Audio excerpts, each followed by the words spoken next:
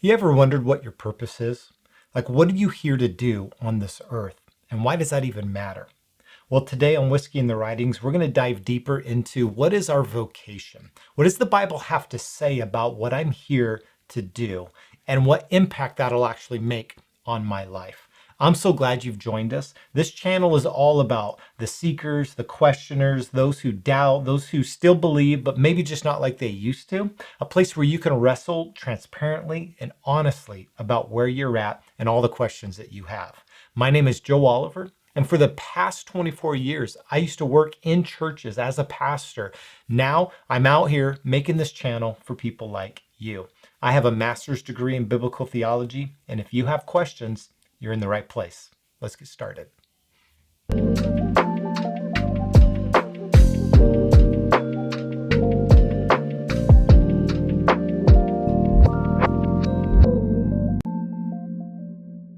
Okay, everybody, thank you for joining me for another episode here, Whiskey and the Writings. It's going to be a fun one today because we're talking about what am I here to do? What is my purpose? What is my vocation? What am I supposed to be doing with my life? And the short answer to that question is simply, you were meant to make and build gardens.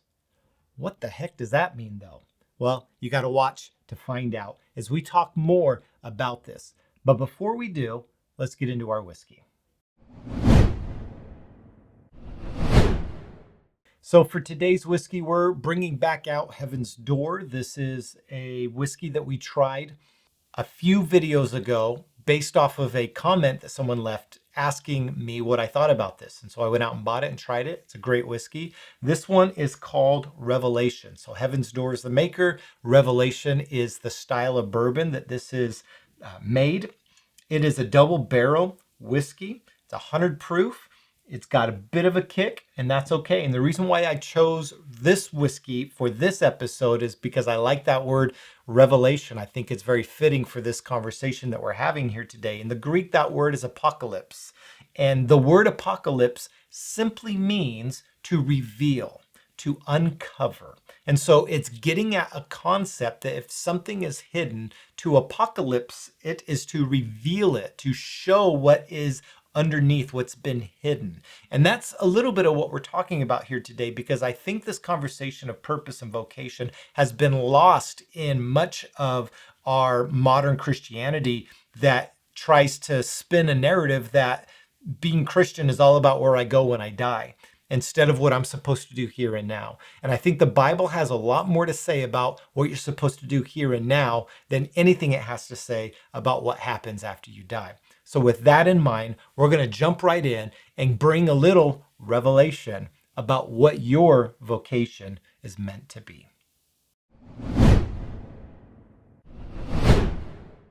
So in Genesis 1, you have a setup poem. This poem organizes creation, fills creation, and then the end of it is the highlight of the whole thing, which is all about these humans that God makes in his image. And in this process, there is a so that. So if we are, in fact, God's images, what does that mean and what does that look like? I made a video right before this one that talks about that, so you can check that out. But we're more focused on what are we here to do? And there is a so that in this image creation narrative. So you find in Genesis chapter 1, verse 27, God says this, or the narrator tells us that God created humankind in his own image. In the image of God, he created them, male and female, he created them. So there is a designation of both humans, male and female, have the same dignity, image-bearing quality. There's not a hierarchy here. There is not one that is prioritized over another. Genesis 1 is telling us that both humans are, in fact, image bearers of God. Now, he tells them then he blesses them. He said to them, be fruitful and multiply, fill the earth. So there's this command to go out into the world. Now, let's think about this for a second. If God's command is for them to fill the earth, the question could be asked, where are they then? It seems like maybe they're in a certain geographical location. Then he tells them to be fruitful and to multiply. So there is a indication here that yes, procreation, that the humans were meant to multiply, just like every other animal that was created. And yet, in this instance, they're also told to be fruitful. When animals multiply, they make more animals. And yet when humans multiply, they also are fruitful in that they make poetry, they make civilizations, they make cities, they make song, they make art, they make more than that. They are, in fact, being fruitful. They just don't exist as a tree. They actually bear fruit. And this was a command. There is a command by God that the humans were to fill up the earth and be fruitful. Now, are we always fruitful? No. And sometimes we bear bad fruit. Sometimes our fruit is sour or rotten that we produce, for sure. But the original command is that there is a goodness to all of this, because when you get to chapter 2, something else is happening here. Now, I just want to say this, and we're not going to dive into all the details about this statement, but Genesis 2 is not a look back at Genesis 1, focusing in on just day 6. That's how a lot of people read Genesis 2, and that's a misreading of the text. Genesis 2 is more like a sequel to a movie rather than something that's looking back at previous events, if that makes sense. And if it doesn't, go check out the video that I made on Genesis chapter 2 being a whole different creation story. I expand on that a little bit more detail. I'm not going to do that here. I'm just going to say, if you're reading Genesis 2 to look back at Genesis chapter 1, day 6, to understand what was going on in the details, you're going to miss the whole point of Genesis 2. My hypothesis is that Genesis 2 is telling us what we're here to do and how we should go about doing it. So Genesis chapter 1 at the end sets us up that we are here to do something. There's a so that. Okay, so what is the so that? What does that look like? That's what Genesis 2 is setting up for us as a sequel. It's going, okay, the command was to be fruitful, multiply, fill the earth. Let's go see what happens. How does that work? What should we be doing with that? Okay, so Genesis chapter 2 is a different kind of story. And so we should let ourselves see it as its own story. Let's not categorize ourselves through a Genesis 1 day 6 narrative and actually try to see something new that's happening here, because I think there's a lot of things going on behind the scenes that can draw out for us what our purpose and vocation is. So we're going to look at a couple things. One, in the narrative of Genesis chapter 2, God creates a human, man, and he makes that person out of the dust of the earth. Then he takes that person and puts him into the garden that he had created. And so it goes like this in verse 15. The Lord God took the man and placed him in the orchard in Eden to care for it and to maintain it. All right. So again, there is something that this human is supposed to do. Now, the next set of stories is really important. I'll summarize it for you. So it says after that, that God looked at the man and said, it's not good for him to be alone. And so God and the man get together, and God brings out all the animals and he starts naming them. And the point of the naming is so that he can see if there's someone suitable, someone of the same substances of himself. Genesis 1, the image and likeness are specific words to denote the intrinsic spark of the creator that's in the humans, but we are not of the same substance of the creator. We're not like God in substance, right? We're different. We're flesh. We have the breath, the ruach spirit of God in us, but we are not of the same substance. So the human needs to find something that is of the same substance, flesh and bone. And what we find is that there is no other animal out there, right?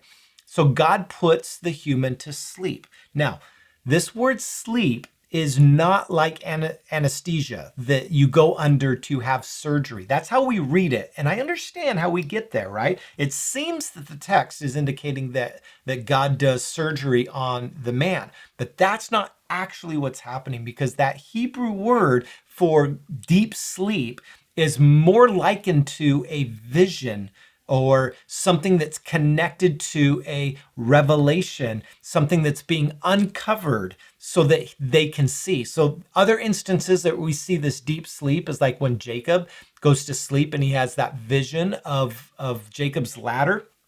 Later on in Genesis. Another place that you see this actually in your New Testament is when Peter has a vision. Peter's shown this blanket full of meat that's dropped down from heaven, and Peter in his full Jewishness says, there's no way I'm going to eat that. Never have I ever done that before. And God says to him, don't call unclean what I have made clean.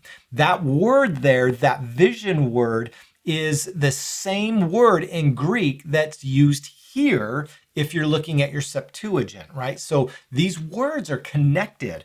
And that's important for us to understand, because once we understand that, we can see that maybe God's doing something other than performing surgery. Maybe God's showing the human, the person that was created there with him, that was suitable for him the entire time. So if Genesis chapter 1, here's my setup and my hypothesis, right? I could be wrong, and I'm okay with that debate. But my hypothesis is this. Genesis 1, humans have been doing what God said to do in the being fruitful, multiplying, filling the earth, okay? I think there's a time jump wherein the next set of story, this human that is being formed out of the dust of the earth, is a pulling out of what has existed on the earth. The whatever time jump has happened, now God is stepping in and doing something new. Now this, if this is shocking to you, hang with me. This isn't new. God, at least in the narration of Genesis, God continually steps in and starts something new or works his plan forward all the time. I think what's happening, Genesis 1:31, the humans, male and females, have been multiplying, fill the earth, and being fruitful.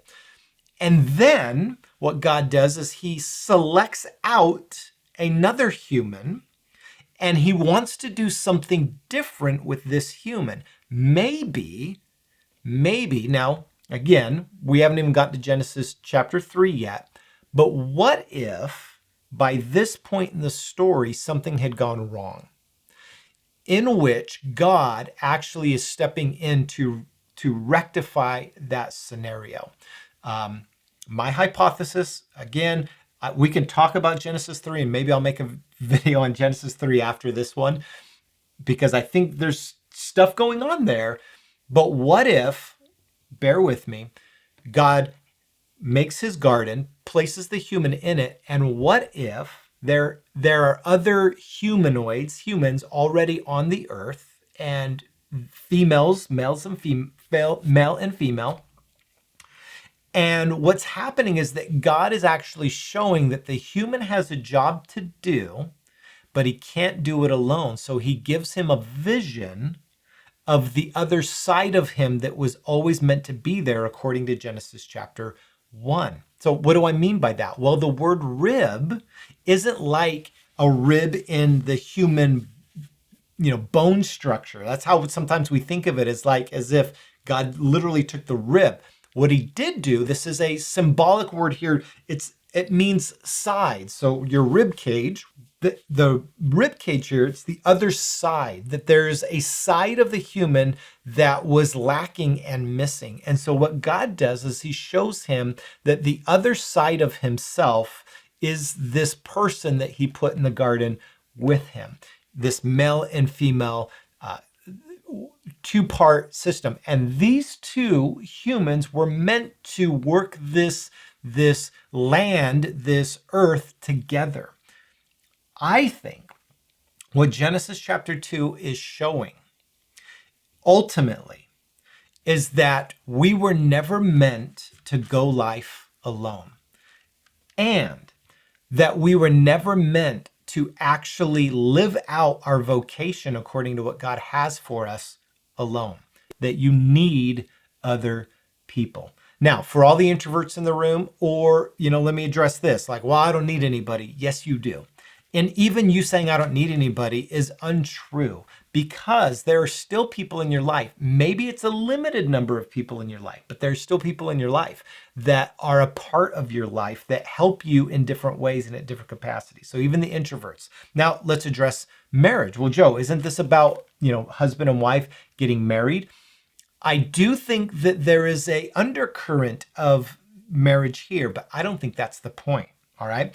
I think the point is to try to get us to see that we are meant to work together. Because here's the thing, if the only way that you can exercise this vocation is through marriage, then Jesus failed and Paul failed in your New Testaments.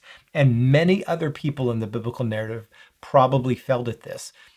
This cannot simply mean marriage. What I think is interesting is that there's a footnote at the end of Genesis chapter 2 where it's as if the narrator pops in and gives commentary to help the reader understand in their context why certain things happen the way that they do. For instance, in verse 24, after the man wakes up and goes, "Oh, I see now, the woman is here to help me do this."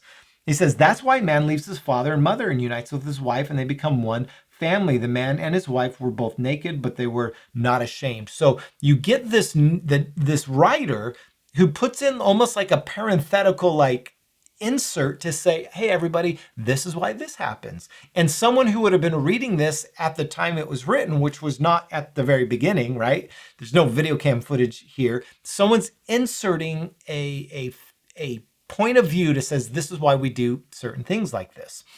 But it's not inherently a marriage text, okay? Humans, male and female, do get married.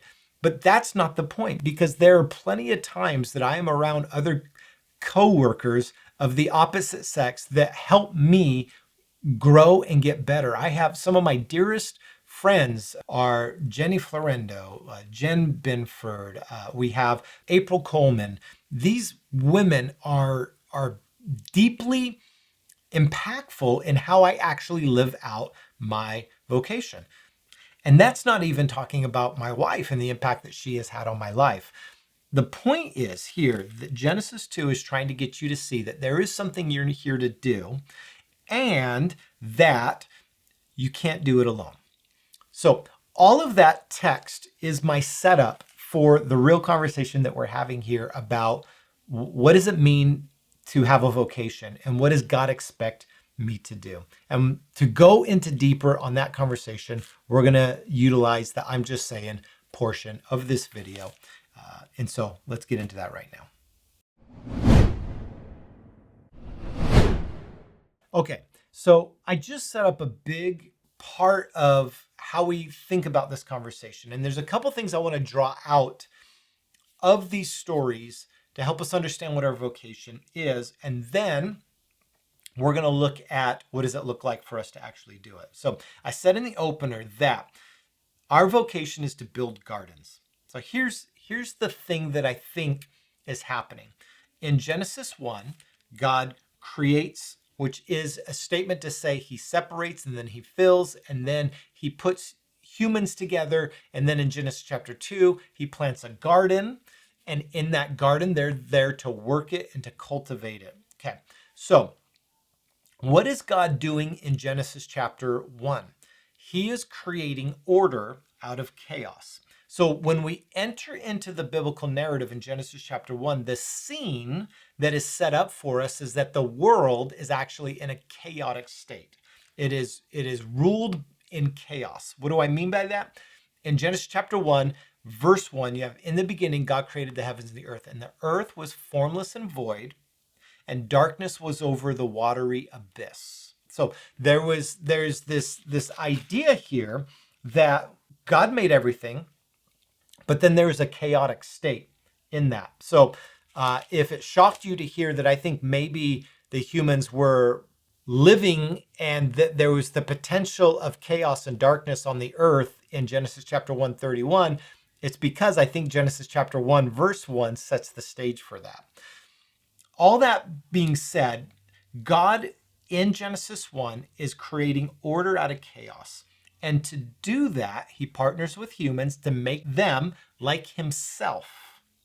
in the likeness. So whatever it is that we do with our lives, the one thing that makes us more like the Creator than anything else is that when we bring order out of chaos, when we become the kinds of people that are not letting chaos rule over us, we are in fact acting like the Creator. Because if anything out of the gate, we see, what did God do? He separates in 1, 2, 3, and then he fills all of those separated things in days 4, 5, and 6, which is about ordering creation to function properly, not in chaos and not in disorder, but in an order and in harmony and in peace.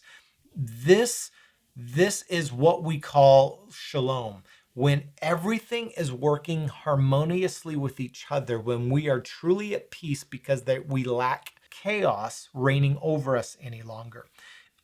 And so my argument of what we're here to do is to essentially to make gardens like God made gardens. That we're here to do the kinds of things that God did. He brought order out of chaos by planting gardens. And everywhere we go, you have an opportunity to plant a garden. Let's look at Jesus. The life of Jesus is essentially bringing peace. It's the good news that through God, Jesus is actually bringing about shalom, peace. He's bringing order out of chaos. Well, what was the chaos at the time? The chaos is the rule of the Roman Empire. The chaos is the eroding religious system. The chaos is those families that are broken apart by pain and suffering and all kinds of ailments. And what does Jesus do? He comes in, he challenges the status quo of the religious leaders to get them to see that the way that they're leading is bringing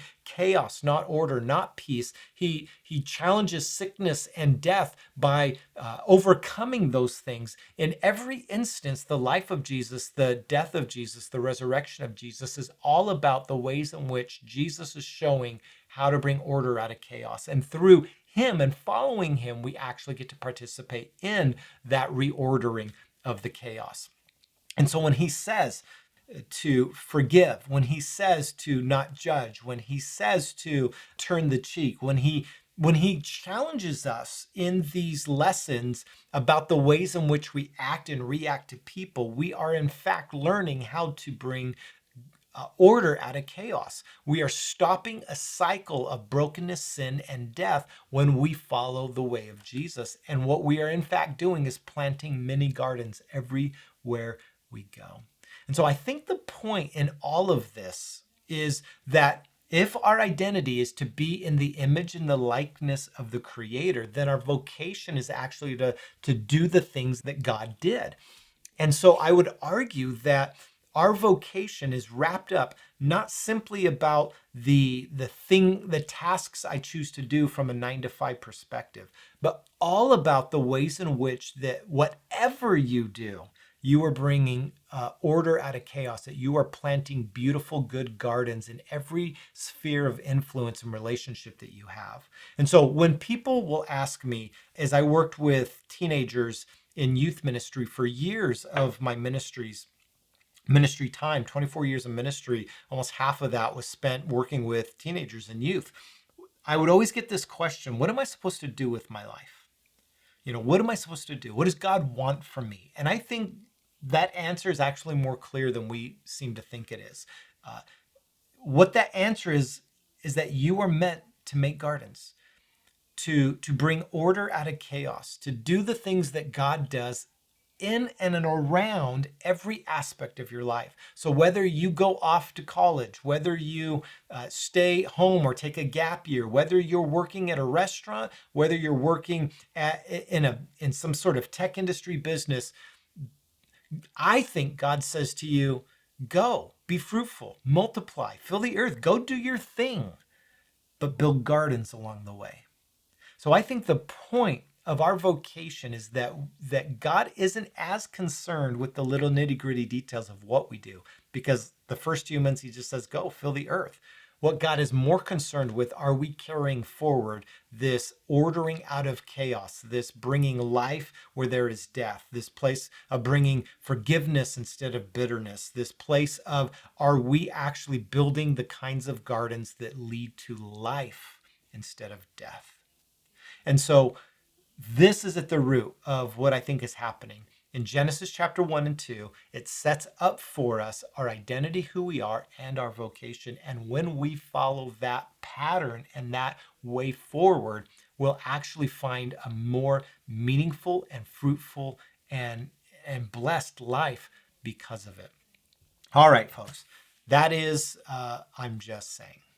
Okay, I want to thank you once again for watching another episode of Whiskey and the Writings. This was quite the ramble for me on this one. These are the things I just think about all the time. And I'm not doing a comment on your comments because I haven't had very many comments that I need to address. So that's why we've been skipping those lately. But if you have comments on this, and I'm hoping that I'll get some responses out of this because I've said some pretty jarring things. And if you need clarification, I would ask that you leave a comment about something I said that I can then later on bring greater clarity about. Because, again, I've said some things that they're my hypothesis that may not make sense to you. And you may go, well, Joe, what about this or what about that? I would love to either need to correct my point of view or give further clarification why my point of view is the way that it is. So please leave a comment. Let me know what you're thinking after this video and what you're feeling after this video. But no matter what, no matter where you are, I want you to know this, that God's story is still good and there's still a part for you to play in it. And that we don't judge Jesus by the abuse done in his name. We judge him by what he actually says. So wherever you're at, whatever you're going through, I want you to know it's going to be okay. It's not going to last forever. And if you need to reach out, please reach out to me. I'm here for you. Thank you for joining me on Whiskey and the Writings, and we'll catch you next time. Cheers.